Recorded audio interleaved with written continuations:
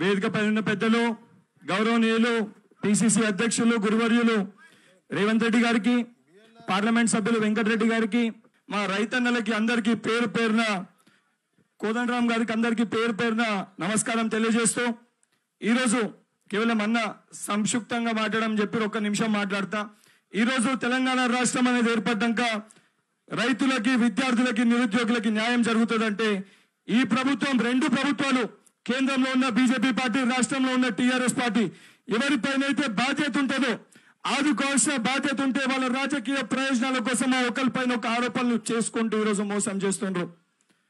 తెలంగాణ రాష్ట్రంలో రాష్ట్రం ఏర్పడ్డ తర్వాత రైతుల చేతులకి సంఖ్యలు వేసిన పరిస్థితులు మనం చూసినాము.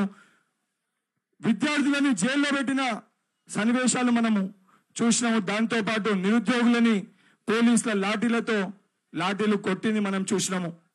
ఈరోజు 62 లక్షల ఎకరాల్లో 1 కోటి క్వింటాల రైతు ఉత్పత్తి అవుతుందని చెప్పి తెలిసి ఏదైతే పెంచాల్సిన ఐకేపీ కేంద్రాలని 6,700 ఐకేపీ కేంద్రాలు ఉంటే కేవలం 4,700 మటుకే పనిచేసి 11 లక్షల క్వింటాల వడ్లను కొనుగోలు చేసిన తర్వాత 2100 చెల్లించాల్సి ఉంటే కేవలం 150 కోట్లు పైసలు మటుకే చెల్లించి కౌలు రైతులని పట్టించుకోకుండా ఈ యొక్క రాష్ట్ర ప్రభుత్వం రాజకీయాలు చేస్తుంది.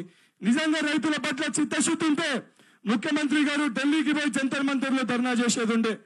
కానీ ఇక్కడ నాటకం చేసి చనిపోయిన రైతులకి భరోసా కల్పించాల్సింది పోయి ఈరోజు ఎమ్మెల్సీ ఎన్నికల్లో వాళ్ళ సొంత రాజకీయ ప్రయోజనాల కోసము వాళ్ళు ప్రచారాలు చేస్తుంది తప్ప రైతులకి అండగా నిలుస్తలేదు.